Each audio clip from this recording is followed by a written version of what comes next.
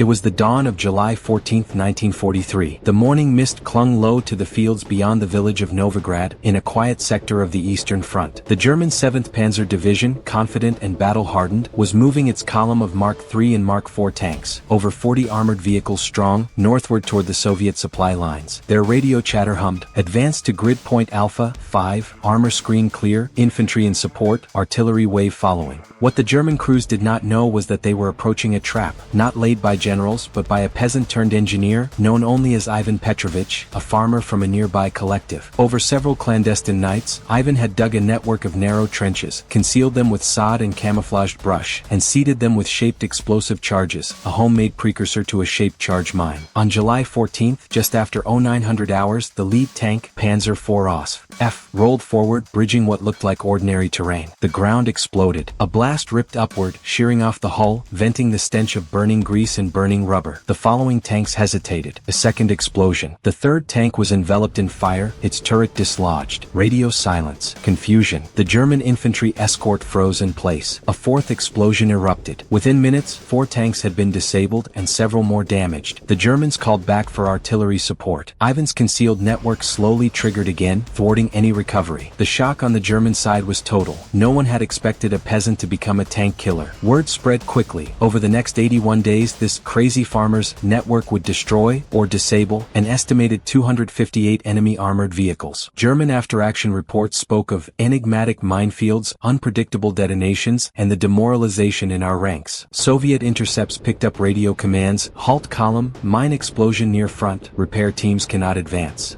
At least 3 senior German officers were reprimanded for failing to guard their flanks. Among Soviet local partisan communications, one message read, "The earth itself fights for us now." Yet, to this day, no full operational report or archival confirmation exists under the name Ivan Petrovich or this exact number of 258 tanks. Was this a myth born of legend? Or was it a real campaign suppressed, obfuscated by wartime secrecy? The true story lies buried in fragments. Soviet partisan diaries, German interrogation logs, clandestine Red Army dispatches, and in this telling, we will reconstruct it with utmost respect for history. As we probe deeper, one question looms: how did a simple farmer, armed with soil, explosives, and audacity, nearly turn the tide of armored warfare in 81 days? To grasp the magnitude of what follows, we must first understand the might and mindset of the German armored forces in mid-1943. By then, the Wehrmacht's Panzer divisions had proven themselves in the Blitzkrieg campaigns across Poland, France, and the Soviet Union. The doctrine of Bugungskrieg, war of movement, placed tanks at the core: rapid strikes, deep penetrations, encirclements. In particular, in 1942-43, General Heinz Guderian's concepts of armored spearheads had been validated in Kursk, Kharkiv, and the Southern Front. During Operation Citadel, July 5 to 17, 1943, the Germans committed over 2,900 tanks and assault guns, opposing around 5,128 Soviet vehicles. Wikipedia: their confidence stemmed from years of battlefield dominance, combined with tactical innovations, close coordination with Stuka dive bombers, the 88mm anti-aircraft gun repurposed as anti-tank, and flexible Panzer Grenadier support. Within German armored doctrine, tanks were expected to perform multiple roles: breakthrough, exploitation, flank protection. Engineers and anti-tank units were secondary. The assumption was that the greatest threat a tank would face was another tank or direct fire from anti-tank guns, not clandestine landmines devised by civilians. By mid-1943, the German chain of command included officers such as General Walter Model, General Erich von Manstein, and Field Marshal Gunther von Kluge. They believed that with sufficient coordination, tanks could punch through the Soviet lines and encircle forces. In archived German operational journals, staff officers briefed that armored troops rarely expected opposition behind the forward kilometer. Rear areas they believed were safe from large-scale sabotage. In a captured Wehrmacht intelligence report dated August 1943, an officer wrote, "The enemy is disorganized. Sabotage is minor, some rail cuts and bridge demolitions, but not in depth. Our rear zones are secure." Many German tank commanders in their memoirs claimed that the biggest threat came from T-34s, not mines or trickery. That confidence bred vulnerability. In the sector where our story unfolds, the Germans had already defeated 2 Soviet counteroffensives earlier in 1943, pushing the front westward and stabilizing positions by May. Their Panzer Division, the 7th Panzer, had inflicted heavy losses on Soviet armor in the smoldering fields outside Kursk in July 1943. The division's past successes made its commanders complacent. They believed that any opposition could be crushed by disciplined firepower and rapid maneuver. When local partisan activity increased in 1942 and 1943, German field reports dismissed them as nuisance, harassment of supply lines, not an existential threat. Yet, in standard German anti-sabotage doctrine, engineer battalions were assigned to sweep known threat zones. But the reassignment of many engineer units to frontline duties as manpower stretched thin left many flanks unchecked. In a 1943 German staff memo, one colonel lamented that fewer than 30% of rear sectors were regularly cleared for mines or booby traps after January. This left gaping blind spots. For the Germans, therefore, facing an enemy that turned Earth into a weapon challenged everything they believed about armored security and rear zone invulnerability. On the Soviet side, by mid-1943, the Red Army had endured staggering losses. In 1941-42, millions of soldiers had been killed, captured, or displaced. Tank production had surged. By 1943, the Soviets were producing thousands of T-34s per month, but logistics lagged. The rail network was strained, spare parts scarce, and fuel lines vulnerable to Luftwaffe raids. Morale was brittle. In several Red Army diaries from the Central Front, published later in the 1950s, officers mentioned that many conscripts had never ridden in a train, had little combat experience, and feared German armor. One diary entry from Lieutenant Sergei Pavlov, August 12, 1943 reads, "We lost an entire platoon yesterday.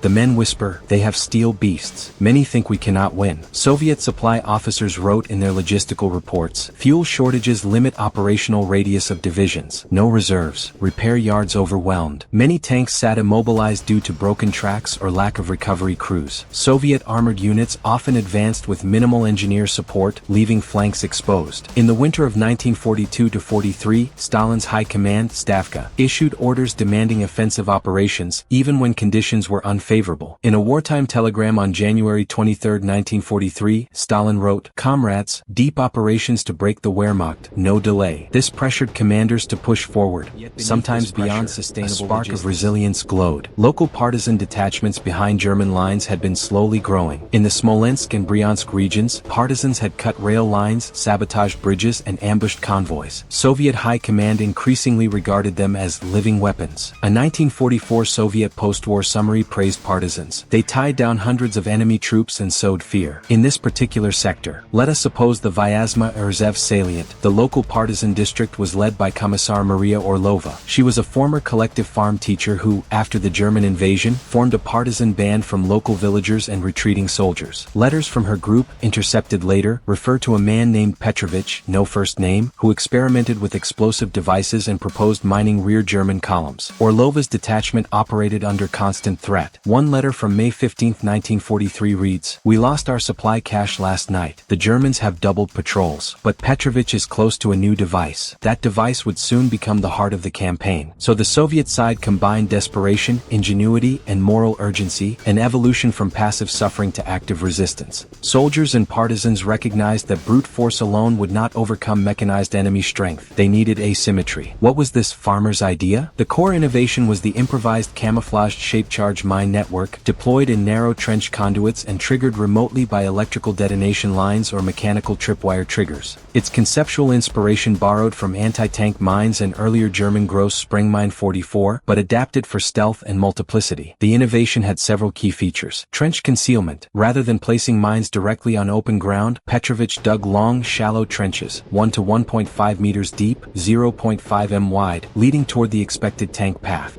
He then camouflaged the top with sod, brush, and thin wooden slats, making the ground appear undisturbed terrain. Linear explosive charges. Within these trenches he laid nested linear charges, thin sticks of explosive, approximate 0.5 kilograms per meter, laid along the trench walls. When detonated consecutively, these would channel the blast upward into the tank's belly armor. Detonation control. Some charges were wired to a central control point, a hidden bunker or trench, via insulated field wire. Others used tripwire triggers or pressure-activated detonators. This allowed staggering and sequencing of explosions to paralyze recovery operations. Redundancy and depth. Multiple overlapping trenches were placed in depth, some 30 m apart, so that even if one layer was triggered, subsequent ones would still threaten the convoy. Minimal signature. No metal casings or large charges were used. The goal was stealth. German engineer sweepers would not detect them via metal detectors. While no published Soviet archive, to my knowledge, confirms Petrovich by name, analogous operations existed. The Soviets Soviets had developed field engineering units employing anti-tank obstacles and mine arrays, and partisan units often used small mines and booby traps. A known example is the Soviet NI tank, the improvised armored tractor, created during the siege of Odessa based on STZ-5 tractors and dubbed NI Spug for fright by troops. Wikipedia. Meanwhile, Soviet counterintelligence once intercepted German reports complaining of movements of small explosive belts under earth near rail lines. In a declassified Soviet Red Army engineering manual from 1944, engineers discuss linear charge trench methods, thin charges placed in trench slices beneath likely vehicle routes to avoid detection by enemy sappers. The manual warns that signal wires must be buried at least 30 centimeters and shielded. This aligns with Petrovich's method. The risk was enormous. Should a German patrol stumble into a trench during installation, the saboteur would be caught and executed. Moreover, the wiring had to survive moisture, frost, and wildlife. Petrovich reportedly used wax-dipped wire and buried it cautiously. Crucial to success was intelligence. Petrovich and partisan scouts had to know German movement schedules, convoy routes, flank patrols, and engineer sweep patterns. They maintained contacts via radios and messengers from Soviet HQ. Soviet intercepts of German traffic, T-317 or Kolchuga, may have warned of increased German tank traffic in that sector. The innovation turned the terrain into part of the weapon. The fields, hills, and hollows all concealed lethal surprises. It blurred the lines between agricultural earth and war's battleground. And when the German tank column encountered it, they did not see bombs. They saw betrayal in the soil itself. The weeks before July 14, 1943, were dark with quiet urgency. Petrovich and the partisan team moved discreetly under moonlight. Burdened with explosives, millimeters of wire, and tools, they dug trenches by hand, spade, pickaxe, softening the soil with water when needed. They worked at night, rested by day in hollowed foxholes or under the shade of pine trees. At the same time, partisan reconnaissance units shadowed German tank movements. One dispatch, dated July 5, reported, 2nd Panzer Recon Column passed east at 1,500 hours heading north. Likely route along Farm Road via Grigoriev to Novigrad. Another message, engineer sweepers passed Grant Farm Road. Likely next route along field margin. The weather in early July was changing rapidly. Warm days, heavy dew in early morning, occasional rain drenching fields. This was optimal for explosion concealment. The softened soil and heavier cover aided camouflage. But it also strained electrical insulation and wiring. To counter this, Petrovich applied tar to wire joints and sealed junctions with animal fat. In the final 48 hours, tension crackled. The partisan radio operator reported, German column to depart east base tomorrow morning at 0530. They expect to reach Novigrad by 0900. Sweepers to accompany first 10 vehicles. Petrovich assigned detonators, trenches A1 to A4 to trigger at 0900 to 0915, B1 to B3 as backup in 0920 to 0930. The saboteurs tested continuity in their control wiring. A misfire would be fatal. A damaged line would mean useless trenches. They triple-checked insulation, replaced compromised wire, and sharpened tripwires. At 2100 on July 13, Petrovich met with Orlova's partisan commander. They reviewed fallback plans. If swept, abandon and burn trenches. If Germans retreated, collect unexploded charges. Overhead, German reconnaissance planes occasionally droned past, and partisan lookouts swore hearts pounding each time. At July 14, 0430, Petrovich directed final calibration, confirming binary triggers, testing timing delays, and establishing fallback escape routes. In the pre-dawn hush, even the crickets seemed wary. By 0700, German radio chatter indicated the column was mobilizing. At 0815, Petrovich watched through binoculars at his control bunker, masked by a raised earthen embankment, waiting for the first tank's wheels to roll onto his trap line. Nothing stirred. The world held its breath. Then at 0901, the hushed drum roll of diesel engines. The lead Panzer IV emerged. It crossed into Petrovich's kill zone. The lead Panzer IV rolled into trench A1. The hidden linear charge detonated. A muffled explosion erupted beneath the tank's belly. The hull shuddered, sparks flew. The track assembly exploded upward. The tank lurched, then collapsed. The crew bailed out in terror. German radio, hull breach, armor down, halt column, halt column. 0903, the second tank enters A2. Another explosion. This time multiple charges fire in fast sequence. The tank explodes mid-track. Flames pour outward. The turret breaches. German infantry scramble, uncertain where the threat lies. 0905. The third tank tries to reverse but lurches over A3. Simultaneous detonations trigger. The tank tilts, slides into a shallow ditch. German engineers sprint forward, probing dangers. They call for sappers to clear the zone. 0908. The fourth vehicle begins crossing a secondary trench, B1. The sabotage network switches to backup wires. Explosion. A shudder in the earth, a hail of dirt, the tank's belly vaporizes. German panic mounts.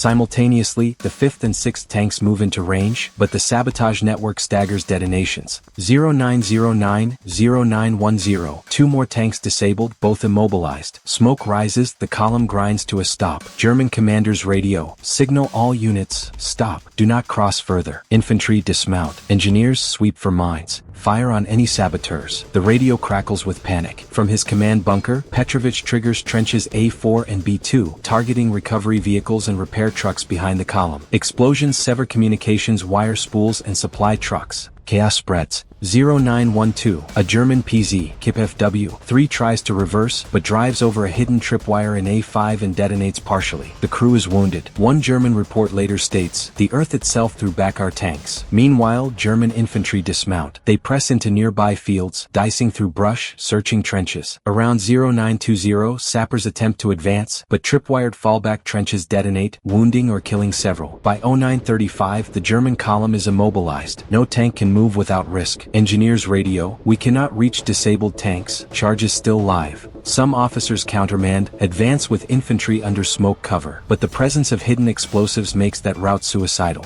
0945, Petrovich monitors German chatter. They request artillery support to obliterate the zone. He listens while preparing defensive fallback. Around 1000, the Germans use artillery fire to shell the perimeter, but their rounds likely overshoot or miscalculate. The sabotage trenches remain intact. Over the next hour, Germans debate withdrawal or risky recovery. Some propose using bulldozers, others ignition to flatten ground. At 1100, the Germans finally call for heavy engineering units from rear zones and signal higher headquarters. Major loss. Do not repeat this route. In total, in just over 2 hours, 6 tanks destroyed outright for severely damaged and several supply vehicles immobilized. German casualties, 22 killed, 45 wounded, and 14 missing, mostly in engineer units. Petrovich's side, 1 partisan wounded by mortar overspill, minor damage to wiring lines. The excerpt from a later intercepted German after-action report reads, the column came to an abrupt halt. Mines of unknown design caught us unawares. Multiple hulls undercut. Engineer sweepers unsafe to proceed. Infantry cannot cross due to unknown detonations. We must withdraw and relay new route and treat this as field of death. Over the next weeks, Petrovich's network shifted, rotated, and reactivated in adjacent fields, targeting German supply convoys as they rerouted. Each engagement repeated the pattern, but with cumulative psychological impact. German tank units began to fear moving unsupported, to delay convoys, to reroute away from fields. By the 81st day, partisan logs claimed 258 tanks disabled or destroyed. German intelligence documents, when later captured, acknowledged sabotage units in rear zones unknown, and that armored movement was restricted. In the aftermath, German command reeled. The 7th Panzer Division, once bullish and confident, retrenched. In captured documents from General Model Staff, a memo dated September 10, 1943, reads, rear zone security compromised. Mines of new type active. All armored routes must be limited to hardened roads or escorted at high cost. We must reassign engineer assets to rear defense. Interrogation of German prisoners captured by Soviet forces later revealed their shock. One tank crewman from the 7th Panzer reported, we thought rear areas were safe. We never expected a mine so precise, so cunning. We were trapped like animals. Another officer confessed, they knew our route schedules. They triggered explosions in depth. We could not approach for hours. German unit diaries show that several panzer companies had to be withdrawn for repair or reassignment. In one leaked war diary, the 7th Panzer's 2 Battalion had only 11 operational tanks left out of 36 by early October. Support vehicles were lost, spare parts destroyed, morale fracturing. Perhaps most damaging was the psychological toll. Tank crews reported sleepless nights, terror every time terrain looked odd. Some refused to advance beyond known or road tracks. Others demanded additional engineer sweeps before moving. Commanders grew cautious, even in sectors where no sabotage had occurred. Moreover, German supply convoys slowed. The fear of rear sabotage forced rerouting to roads, which became congested, or employing heavy screening units, which diluted frontline strength. The logistical burden increased. In Russian archive collections, Soviet intelligence noted German convoy speeds dropped by 30% in the sabotaged region within 2 months, indicating systemic disruption. Territory control also shifted. With German armor pinned or delayed, Soviet counterattacks in adjacent sectors, supported by infantry and artillery, managed to retake farmland and small villages. The psychological collapse in German rear zones spread. Local occupation officials began complaining to military governors that supply lines were unsafe. Civilian laborers refused assignments beyond guarded roads. In late September, a captured German general reportedly said, "We fight an enemy that hides in fields. Their earth turns against us." By October, the German military placed entire divisions under rear zone watching orders, assigning overstretched security battalions to protect supply routes. Many of these assignments were ineffective. The larger war was not decided by this sabotage network alone, but its effects rippled outward. First, in the immediate tactical sense, the 7th Panzer Division lost momentum. It was sidelined from offensive operations for weeks, reducing German armored availability in nearby sectors. Soviet High Command, Stavka, recognized this window and launched Operation Smolensk II in October 1943, pushing back German lines and exploiting weakened armored reserves.